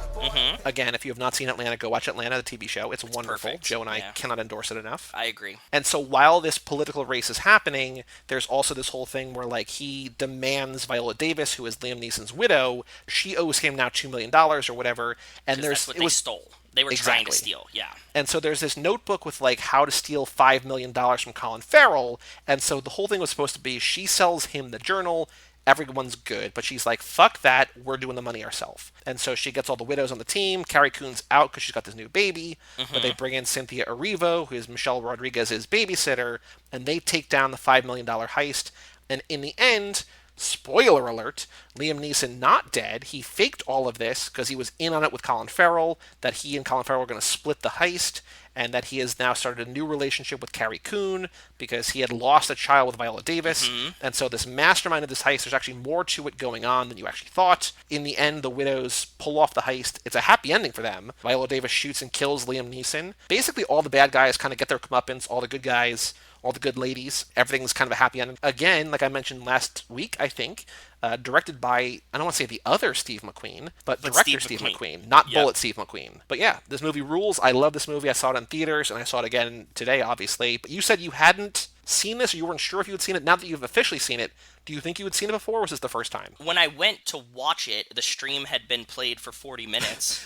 So I knew that it's, like, my weird, like, I think I started it and fell asleep thing rings true. I just don't know when or where I was watching it. It had been partially played, and Rachel was like, have we seen this before? I was like, I don't think. So when I watch it, no, I didn't remember it. I hadn't seen it before, but apparently I did play it at some point, possibly drunk, possibly asleep. So now that you've seen it officially in its entirety, what did you think? I thought that it was really good. I love the cast. The only tiny qualm I had about it is when you see Liam Neeson is alive again, I was like, oh, she's going to pull the heist and Liam Neeson's going to come take it at the end, and that was, like, part of it, and that kind of comes true, but, like, I saw this trope coming. So I think I don't remember. I mean, I saw this for the first time like a year and a half ago, right? But what I loved this time is in my brain I know that he's still alive. And so what I really loved, and I think it's, you know, you see it happen, but like you sort of see it before, is when they go to the warehouse, which is kind of like the lair or whatever, she finds his old jacket and the dog she's with. By the way, that dog is like apparently a big movie star dog. He was in the Netflix series Insatiable, which came out a couple years ago. He was also in, or she was also, I think her name is Olivia. She was also in the movie Game Night, which I love, with Rachel McAdams and Jason Bateman. Same dog. Just a great dog. Had a great year, 2018. Dog in three different big things. But you see when they're in the warehouse, the dog goes up to his jacket, and she picks up the jacket, and she smells him. And so when they're at the apartment, before they reveal that he's alive, the dog smells him. And I'm like, that's such a cool, smart setup there that, like, I didn't realize before. Like, the dog is kind of the tip-off. Then she sees the flask, and it's a little bit more obvious. Then Carrie Coon opens the door, and he's still there. Just the little details like that, I think, are so effective that it kind of makes up for the fact that, like, there's the kind of more obvious he's going to come back for whatever. Now that you say it, I saw the dog, like, sniffing and, like, being grumpy, but I didn't connect that the dog is smelling its owner. Yeah, because he just misses Liam Neeson, or she misses Liam Neeson, and then, you know. Or, like, just knows its owner. Just, like, knows it. Yeah. So, like, yeah, intuitively the dog's going to be like, yeah, what the fuck? What kind of makes up for the fact that it's kind of not a cliche ending, but, like, he does come back, you were right, is that you think that it's going to be, like, this downer of an ending, because he pulls the gun, and then she shoots and kills him. That, like, it's, you know, it's a surprise, a twist there. That twist was excellently shot. I think that the camera work to trick me like that, I was like, oh, he's gonna shoot her, and they both go, like, kind of, like, stoic, right? Yeah. Like, you cut to their faces, and neither, like, makes a reaction, and then he falls. I was like, very nice. I like that a lot. That helped placate my seeing him, like, oh, she's gonna do the job. He's just gonna wait for her to do the job because he sent her the shit. And he's like, you weren't supposed to do this, right? So I thought that, you know, he knew that she was going to do it. That doesn't really matter, though. But, like, he was ultimately, like, setting this up so that somebody else does the job and he steals it. But that made it a lot better. It definitely helped, for sure. The cool thing, you mentioned the camera and how the camera shot that well. Apparently, nothing in this movie was storyboarded except for the stunt, the heist scene, the stunt scenes, the heist scene, everything like that. So everything, they kind of like let the actors do what they were going to do, like how they wanted to interpret it and react to that. And everything was shot by the cinematographer. And the cinematographer's name, I want to get this, is Sean Bobbitt. And so he basically just kind of responded to the actors, which is very cool, especially when you consider there's that one scene, we find out later, that they were able to pull off the heist because the two guys that were supposed to be standing guard, watching guard, or whatever, were just like freestyle rapping. They like let the guys steal the money, right? And so then later, when they're in the basketball gym, they have these two guys like in a freezer, and we hear them freestyling while you walk up. You're like, where the fuck is that music coming from? And they're just like, they just can't not. They're just kind of a couple of idiots, right? Yep. And they bring them out to the basketball court, and they're like, what the fuck were you doing? So Brian Tyree Henry, Paper Boi, guy running for alderman, his muscle is Daniel Kaluuya, who is the star of Get Out. He's in Black Panther. And his character in this movie is like the scariest motherfucker I've seen in any movie, maybe ever. He's pretty terrifying in his, like, coldness, but then you also see him doing, like, really, it kind of reminded me of, like, Paulie from The Sopranos, right? Like, he'll do something that's, like, very terrifying, but at the same time you see him, like, trying to learn Spanish in his car, and you're like, what do you do? Like, what's wonderful kind of about, like, because he's a well-rounded character, because, like, in the end, when they do the heist and they all come out to the car and Cynthia Erivo's the getaway driver, and they're like, go, and she's got the gun to her head, and we find out that he jacks the van, and like as he's getting away, he's like ever so slightly beginning to smile more, like, I can't believe I did it. You know, we pull off the heist without having to actually do the heist. He's not doing... I don't think he's reacting to the heist. He's reacting to the radio. Well, it's that, but it's also, like, I think it's everything. Okay. It's like everything is going their way, right? Because, like, they just stole $5 million from their competitor, whatever, you know, the guy they're running against, and the radio, and, like, things are going well. And, like, you see him smiling as opposed to being this, like, chilly, icy motherfucker. And then, you know, that's when he gets tapped, and then he crashes and dies. And it's like, oh shit. But yeah, like he's a well-rounded thing. His little like fingers wave in the graveyard is terrifying. But in that basketball court scene, he's like, show me what you were doing, and he makes the guys freestyle and like gets right in the guy's face. And like the camera does the 360 around. That was not planned. That was just like, let's see how this goes. And so like that's crazy to me that's such like a beautiful, memorable scene. Oh, very terrifying. Memorable. Yeah. And then like I knew what was coming. I think you kind of know when you watch it the first time. But, like, as he's freestyling, he just takes a step back and shoots the guy in the head, tells the beatboxer to run, and then the guy starts to run, he just shoots him in the back of the neck. It's just like, fuck, like, whoa, what the hell is going on? Yeah, I saw it coming, and it was funny, like, because Rachel was like, huh, and, like, reacted, and I was like, you didn't see, like, this is clearly how this was gonna end. When he, like, is like, you know, do your fucking dance, get your shine box, essentially, Yes, is what he does exactly. to him. But yeah, man, he's such a terrifying character because, like, they all got their hustles, and like, you don't need to fully understand what's going on. Like, everybody just like they want the position because like they can be in on the take of everything. Like, they're both crooked in different ways, right? Like, they're both like, we're gonna be set for life if we get this. This is a huge ward or whatever. It's the Stringer Bell thing, right? Yeah. Mm-hmm. Like, they're gangsters, and they're like, okay, we need to like go clean, quote unquote, and start like a legitimate racketeering industry. Right, because they're like, why would you do this? And he's like, you get paid $100,000 a year, and he's like, Daniel Kaluuya is like, yeah, but we can do that like in a week. He's like, yeah, but like, man, then you get a piece of this, you get a piece of this, and then you run the city. It's like, yeah. Exactly, yeah. So let's talk now about the Fastnections. We got Letty in here, but what do you got, either Lettynections or Fastnections in general? What have you seen? What did you catch in this movie? First time we see Letty, we see her at what I would like to call Dress Shack. Yes, Dress Shack, Food Shack, Dress Shack, yep. We see her with children. Mm-hmm. Got 2 kids. Which is now interesting because we know that she's a mother to baby Brian, right? Mm-hmm. So I was like, oh, that's a little Fastnection there. Getting a preview of what she could be like, yeah. What did you see about Letty? The movie starts with very gross open-mouth kissing between Liam Neeson and Viola Davis. Like, his kissing style is gross. I also wanted to bring this up to you. Whenever Rachel and I were watching this movie, I love Viola Davis. I love Liam Neeson.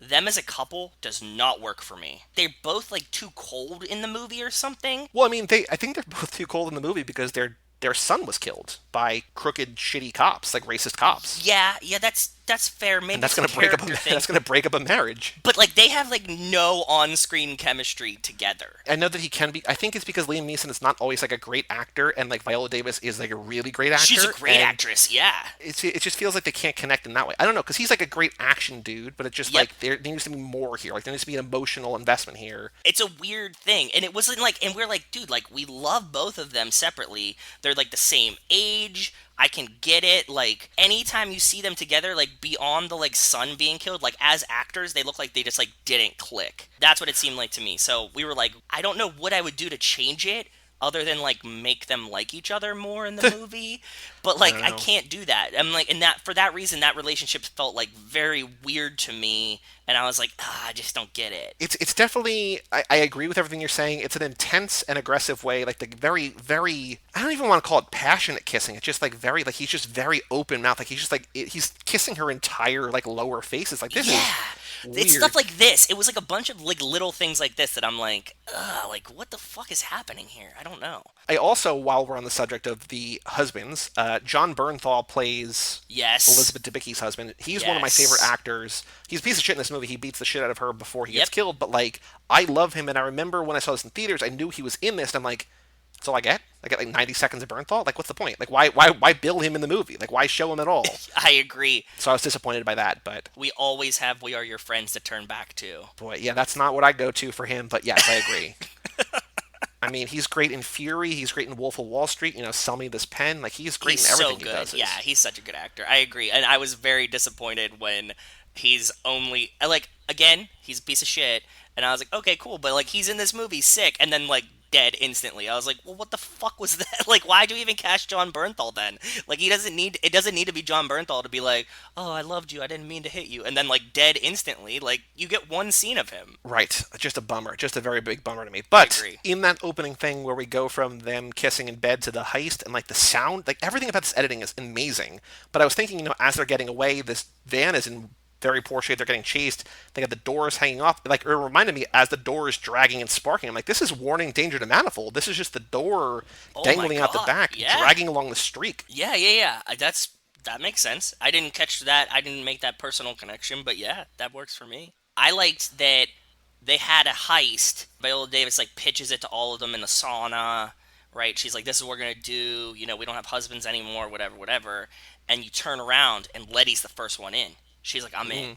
And she was like the first one down, ride or die. Like, she was it, man. Although I think there's an irony to the fact that like they need a driver. They're like, fuck, we need a driver. Like, yes. We need who could possibly of us drive? Because Elizabeth Debicki she buys the van, but she can't drive, so Viola Davis has to come pick her up. And she's like, why would you do that? Like, and I was just remembering before the first movie, in real life, Michelle Rodriguez and Jordana Brewster had to like get their driver's licenses because they didn't have them before the movie. And so like it's just also crazy... the irony of them having Letty in a movie and being like, who's going to drive here? That's what I mean. And That's not exactly even what I was saying. considering her. Yeah. Now that you brought that up, they go to the shooting range, and Letty's a horrible shot, too. So Yes. she can't drive, she Yep. can't shoot, and she's not really resourceful with, like, getting the shit done either. So actually, in regards to all of this, so Michelle Rodriguez did not want to be in this movie. She originally refused the part. In an interview, she said, quote, "I didn't see the female empowerment in soft power. It was an all too familiar tale of poverty in an urban environment. I've lived that life. Why would I want to portray it?"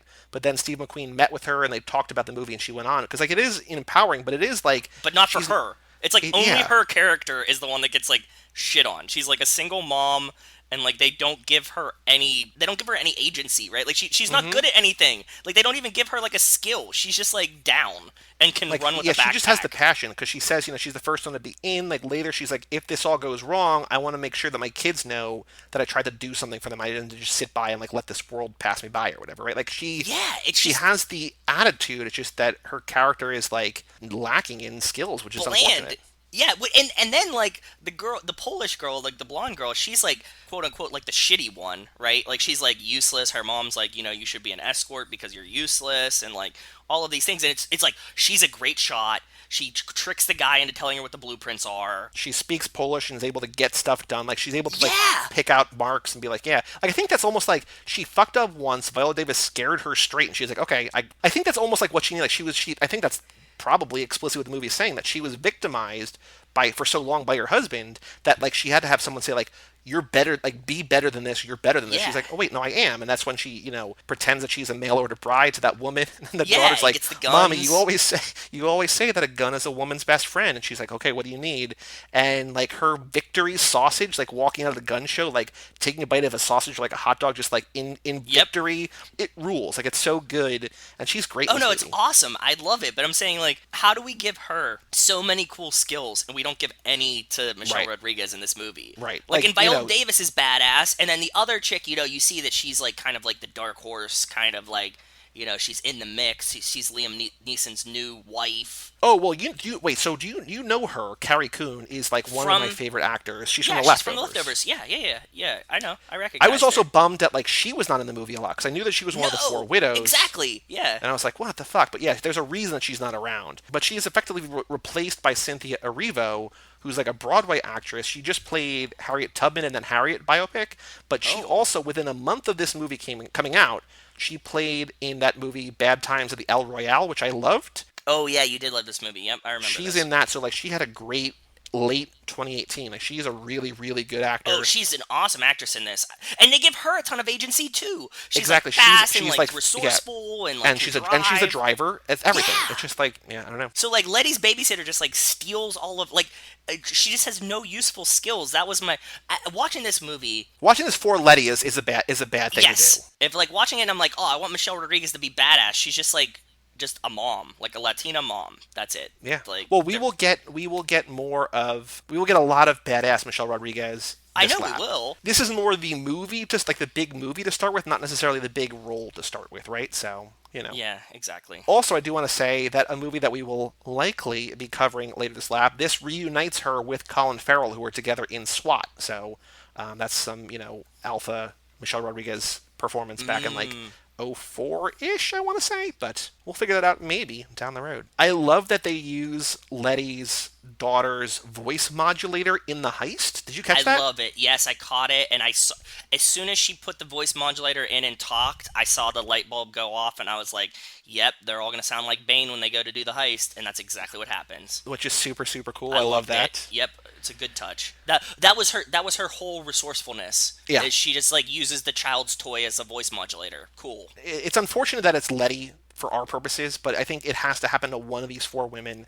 that she's taking the breakup the hardest, that she found out that her husband had been gambling away the rent money, the guys that he was like in debt to or whatever, taking the store back from her. She's doing the work, she's trying to figure out what this blueprint is. She goes and she like uses her resourcefulness to figure out, who created it, but then she goes to that woman's house and finds out that like... What was this, by the way? I think this is just like her coming to grips with the fact that her husband is gone. Because she goes to this house and she like lies her way in, and she's talking to this guy, and like, my boss really would like to talk to your wife and whatever, and he's just like, my wife died 4 months ago, get the fuck out of my house.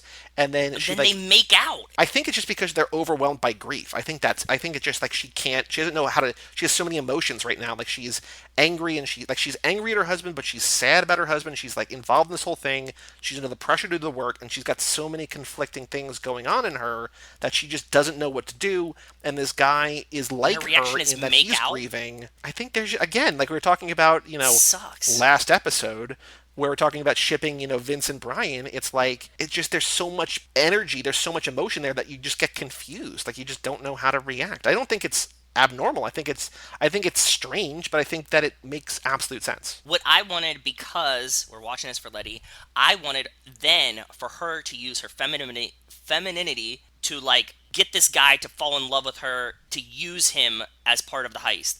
But, like, we don't even get that from it, right? Like, I'm like, oh, okay, cool. She's, like, using his grief, and then she's gonna make out with him, and then he's gonna be like, look, I know that you're, like, doing this, but, like, I'll help you anyways. And we don't even get that. She just, like, makes out. I don't think that he's an architect, though. I think that's the issue. Like, I think he's just, like, he was married to an architect, right? Like, he doesn't know anything. Like, he's like, oh, I think I know. Like, the way that he's at the door, he's just like, I don't think I know you. Like, I think I know that person.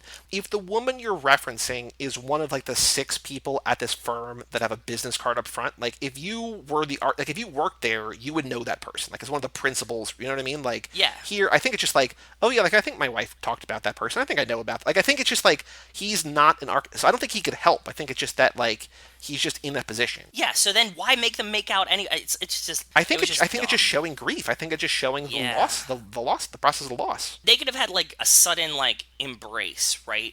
Like where he's like, my wife died 4 months ago, and she's like, I'm sorry, like my husband. Well, they do, and then it becomes more. But then she stops it pretty quickly. I think that they could have done more with it, but I also feel like it feels more real that they didn't do more with it. They're like, oh, now that she's in with this guy, because like they're already using the Elizabeth Debicki thing, where it's like, she's using the guy that she's with that she doesn't really want to be with, like that.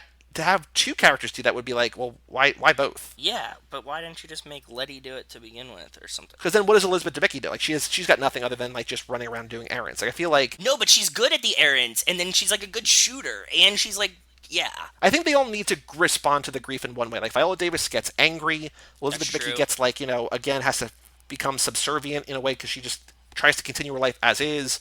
Letty gets real sad. And then Carrie Coon's not sad because, like, she's got a new relationship, right? Yeah. So, one Fastnection-ish sort of kind of, that's not quite, but we talked about a while ago. I don't know if you're going to remember.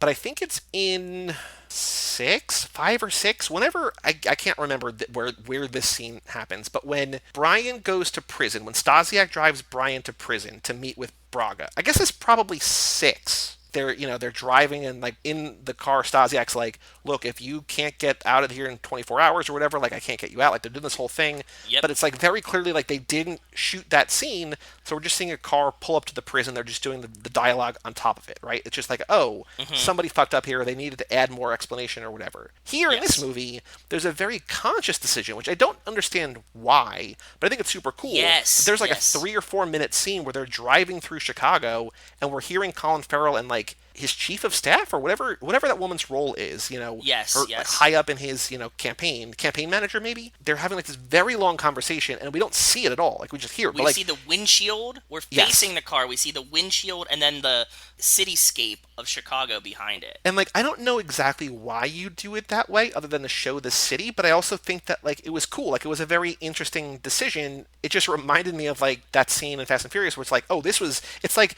the same kind of scene where we're hearing a conversation from outside a car, but one is on purpose and one is like, oops. I thought the exact same thing that you did, that it felt weird and almost like they fucked up the scene, but I also really enjoyed it as I was watching it. I was like, oh, wow, like, this is really great. Like, this is really interesting and stylized, and I was like, I was debating whether or not they did it on purpose. I think they had to have. I don't know why, but, Yeah, unless you just add in this whole scene that you didn't shoot for some reason, it's weird. I made a note that, like, so the score was done by Hans Zimmer, who's great. He does all the Christopher Nolan movies, and, like, it's great.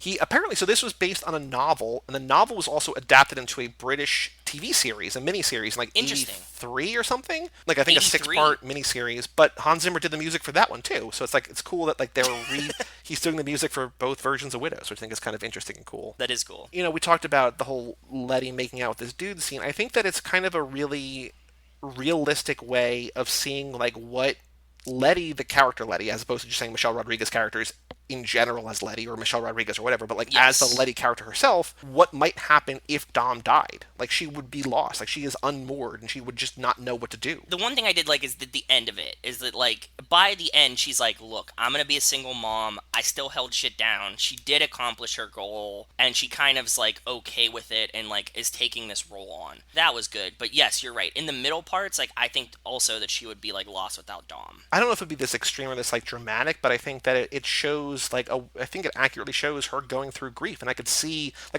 Letty in that moment because like we see when at the end of seven when she lets everybody know that they got married and she's like crying over his like lifeless body, right? Like it's Getting closer to the end, we see the heist. I thought it was very cool that Michelle Rodriguez was the only one with enough balls to shoot the guy. And I was like, that is a nice touch. For as much as I was disappointed in what they were like, having her fumble through preparing for the heist, when it came down to it, her reactionary skills were like on point, and as bad as a shot as she was, she still shoots and kills him. So shooting somebody's never a good thing. But in this point, yes. Right before they like go to start doing the heist, Letty comes in, Michelle Rodriguez comes in, and she's like, you guys are talking about this, but like none of you have ever spent time in jail before. She like sits down with all the women and she's like, no, but like you're saying like if this goes, like she's like, I spent 6 days in jail, and all I wanted her to say was like, I spent 6 days in Lompoc and I'm never going back. I'll die before I go back. Exactly.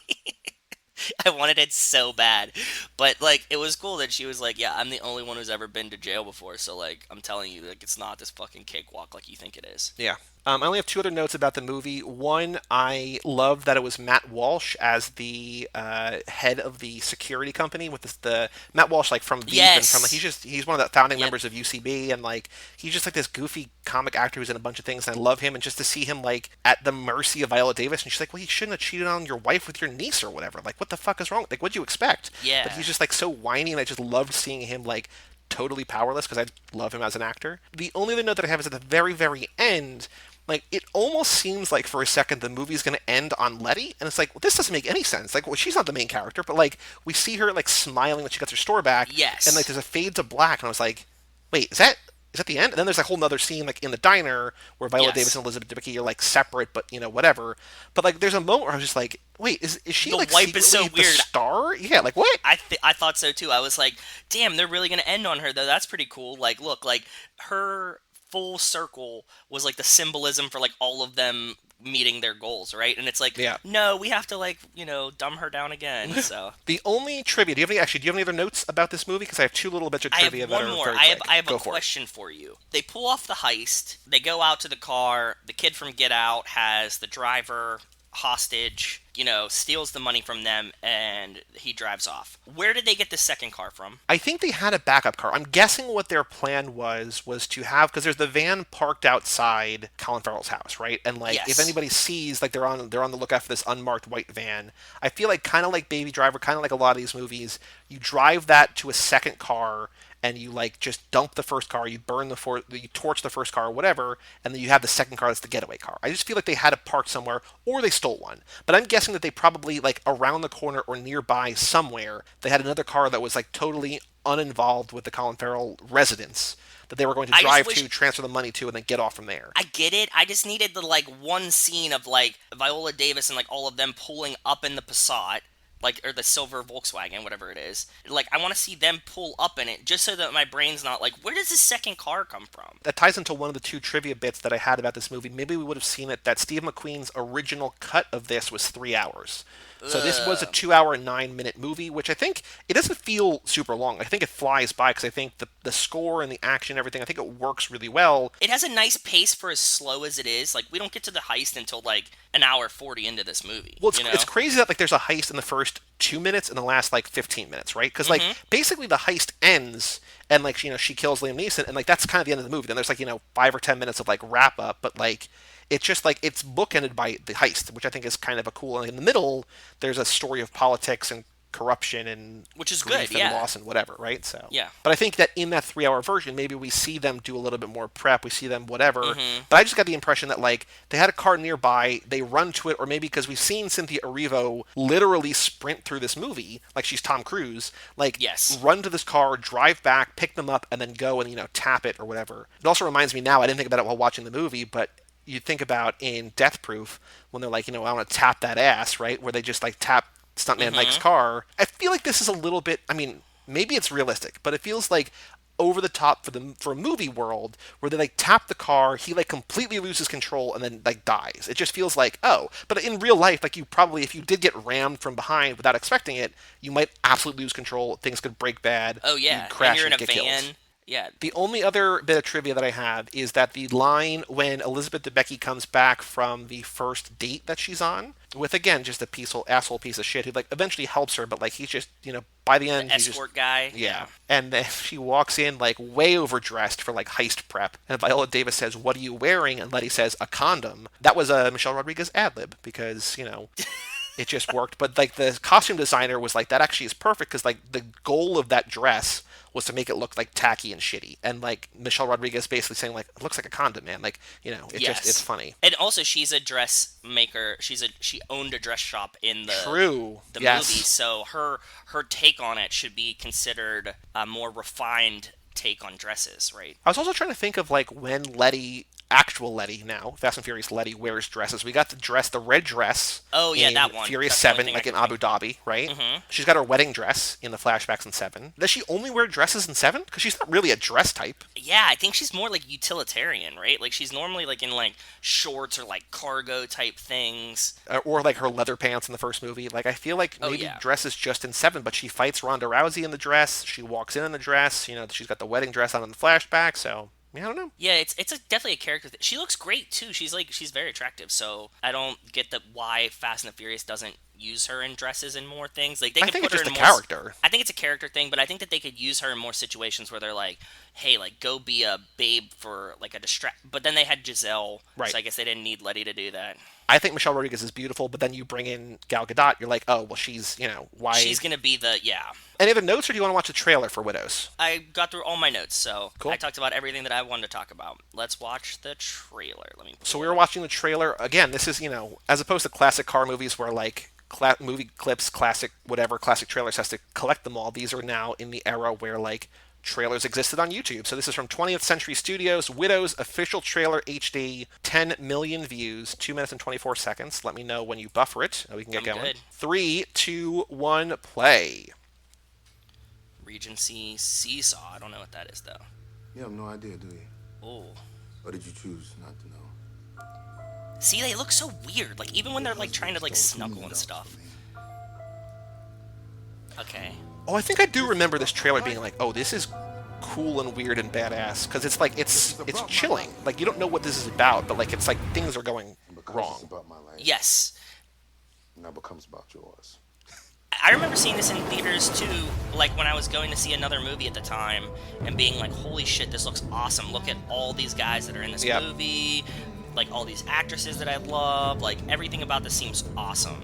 Oh, right, it was co-written, so Steve McQueen brought in Gillian Flynn, who wrote Gone Girl and wrote Sharp Objects. And Wave, yeah. In Harry's life for many yeah, and that, like, this is one of those trailers where I'm like, I don't want to watch trailers, but I don't know what this movie is, and, like, I need to know what this movie is, you know what I mean? It's just like, it's done well, yeah. Yeah. It's done really well. Like, you get that it's kind of a heist, you get that all these women are in it, you can see Paper Boi. My husband left me the plans for his next job. Husband left her plans for the next job. All I need is a crew to pull it off. Why should we trust you anyway? Because I'm the only one standing between you and the bullet in your head. There you go. Yeah, that scene is awesome. You're right. It's so I really terrifying. like that one.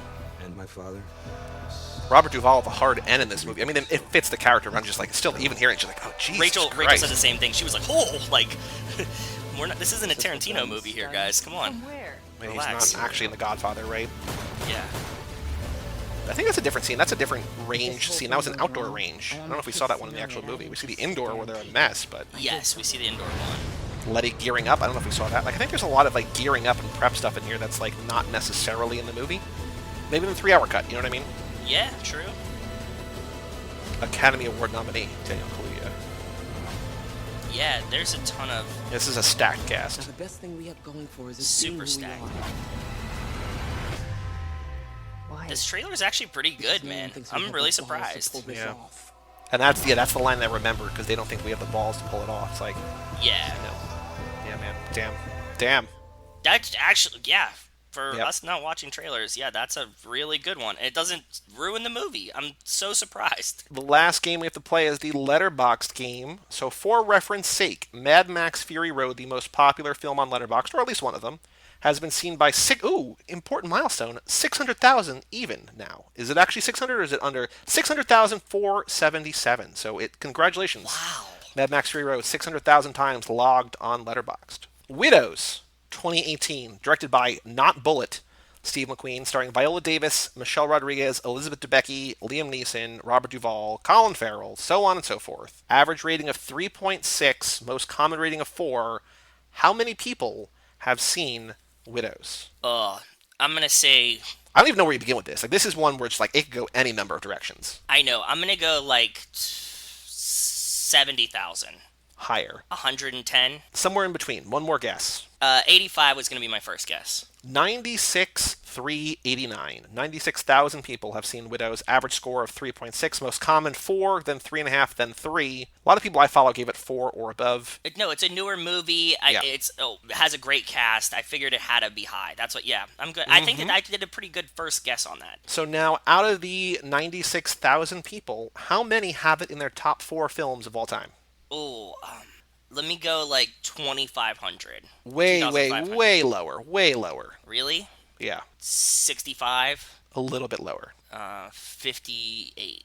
55. That, after your guess of, the astronomical guess, you got there pretty quickly after the first one. But yeah, Yeah. 55 people. I feel like it's one where, like, again, I don't know. We don't have like Google Trends of like these kind of things, but I feel like maybe after this movie came out, we had a lot more. But You're right. I now- feel like that too. See, I thought that I was trying to factor in that there's like a lot of actors that people love in this. A lot of things that I could see them being like, I love every movie that Viola Davis is in, or I Sure. love every movie that Paper Boi's in, and like Yep. he's not in that many. Like, and like or like I love every Steve McQueen movie because he's a great director. So it's a lot less than I imagined. I also do want to say that this is after a career of more than 30 years and like 75 supporting roles. This is Viola Davis's first leading performance, which, like, again, like, it's not Jesus. truly. I mean, she is the lead here, but she's not really the lead. So, like, just give her more to do, Hollywood. It's like a shared three-way. Like, it's kind of like saying, like, the first movie is like a Vin Diesel movie, which, like, it is, but it's also not really, right? Like, it's Yeah. kind of a Vin Diesel, it's kind of a Paul Walker, it's kind of a this, it's kind of a that, it's kind of an ensemble, like. Yep. So I was saying when you came on, I was saying that I was having a little bit of trouble finding a person just because, like, a lot of the top 4s were kind of whatever. But we're going to go with Carrie Whitmer at Carrie's Not Scary. She's at carriesnotscary.com. What's going on this website? Let's see if this loads. But her review from June of this year says, this movie has it all. Colin Farrell's shifty accent.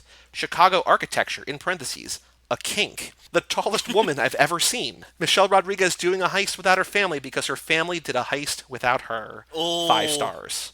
And That's I a was good like, review. she's a Brooklyn-based entertainment writer, Rotten Tomatoes approved, critic, and author. Okay, cool. I'm going to message her on Twitter and be like, hey, we found I want to have her on talk about Fast and Furious, because it seems like if Do she's it. making, like, family references in this, Yeah, you know. yeah. She's a fan. yeah, she's got 7,000 followers. Oh, Brian already follows her on Twitter. Interesting. So. All right, so her top 4, Widows is her number 3. Again, keeping in mind that it was difficult for me to find. I'm still not sure if this is. I'm not thrilled with, like, 4 great movies. I love all 4 of these movies. I'm not saying the movies are bad, but I'm just saying that for the purposes of the game, I was hoping to get a little bit better, but it is what it is.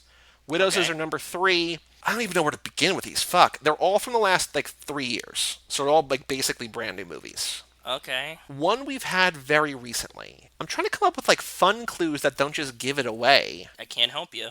I know that's the whole point of the game, and I've even had time to think about it. Okay, so her number 2 is a remake. It came out last year. It's a remake that is beloved. A beloved remake. Yes. Is it going to be Ocean's 8? No. This one is way more beloved than Ocean's movie. People liked Ocean's 8. People love this movie. But I will say, ensemble-wise, in the same ballpark. Okay, so Jumanji. No. You went the wrong direction. I know. I was teasing. A remake movie that came out last year that everybody loved. Yeah, Was it like a franchise movie, Nope. or was it like a? It's based on a book, and they've made this. They've adapted this a handful of times, and the most recent one was last year, and this is the one that she loves. Give me another clue. It's similar in cast makeup, in a sense, to Ocean's 8. So it's like a woman-driven one. Yes. What is it? I don't know. I was gonna say Ghostbusters. It was the first thing that came to my mind. No, that's like 5 years, 4 or 5 and years. Everybody hated it. The woman's even in the title, almost, kind of. Little Women. Yeah, Little Women.